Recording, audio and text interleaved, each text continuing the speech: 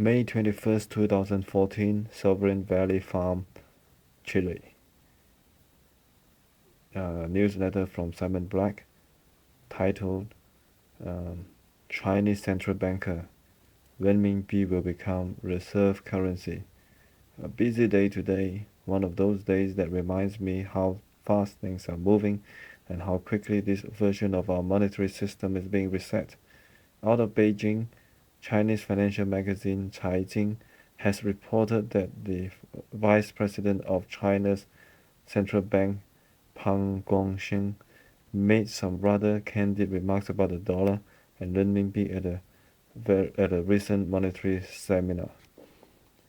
Over the past several years, the dollar has lost significant ground to other currencies in its share of international trade transactions and national reserve settlement. This means that more and more people around the world are dealing in currencies other than US dollars when they trade with one another. Not to mention, central banks and national governments are starting to hold larger proportions of non-dollar currencies. Mr. Pan pointed out that China has signed bilateral currency swap agreements with central banks and governments from nearly 2,000 countries in an amount exceeding 2.5 trillion renminbi, which is $416 billion. Granted, this is just the tip of the iceberg, but Pan's view is that the market is pushing for even greater internationalization of the renminbi. Not to mention, two banks in China and Russia signed deals yesterday to bypass the US dollar and pay each other in local currency. Again, while a drop in the bucket, it's a major symbolic step towards undercutting the US. There will be more to follow. Pan told his audience, as well as any foreign investor that cares to listen, that China would continue to promote a new and more efficient system, specifically one which is not dominated by the US and the US dollar. The entire world is screaming for this to happen. Think about it, most of the world's population, its productive capacity, its savings, and much of its natural resources are in developing markets, especially in Asia. The West has a small percentage of global population and nearly all of its debt. How much longer can the West expect to continue to finance its debt-based standard of living on the backs of laborers earning $10 per day in developing countries? There will be a rebalancing. To believe otherwise is absolutely foolish.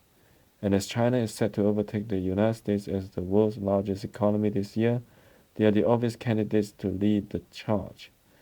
Like a boxer telegraphing his punches, China is practically banging his shoes on the podium, telling the rest of the world what's going to happen and soon. Meanwhile, some other interesting news I want to point out today. 1.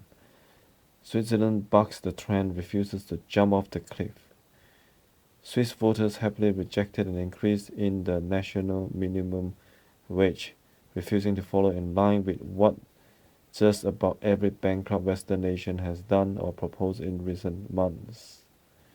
They also rejected a huge purchase order of 20 plus new fighter jets.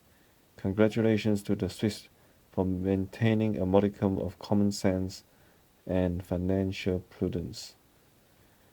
How to invest in Myanmar. Number 2, how to invest in Myanmar. Our chief investment strategist, Tim Stamos, is fresh off a trip to the Myanmar Investment Summit, and he tells readers about different ways to invest in the most exciting frontier market in the world. 3. US government takes aim at St. Kitts Economic Citizenship Program. This one is concerning. If you're looking at different ways to obtain a second passport, which is a very sharp strategy, St. Kitts has probably come across your radar at some point. St. Kitts is one of the economic citizenship programs out there, whereby you can pay a fee and potentially qualify for citizenship. But it seems the US government has put this program squarely on its crosshairs and blasting the St. Kitts government for having lax controls and comparing St. Kitts passport holders to criminal terrorists. Until tomorrow, Simon Black.